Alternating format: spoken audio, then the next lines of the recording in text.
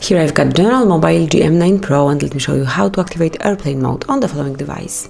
So at first you have to open the list of all applications, then find and pick the settings. Here you have to open network and internet, so it's the first tab. And now over here you will find airplane mode icon. Simply click on it to activate airplane mode, and here you will notice plane icon right next to the battery, and that means that all the networks are disconnected and you can smoothly take your journey with the plane. Then if you would like to switch off airplane mode, simply tap on the same icon, and as you can see it has been turned off immediately and your network are back.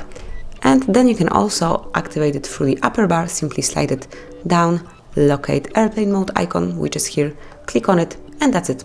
As you can see, all the networks have been deactivated, and then you can switch it off by tapping on the same icon one more time.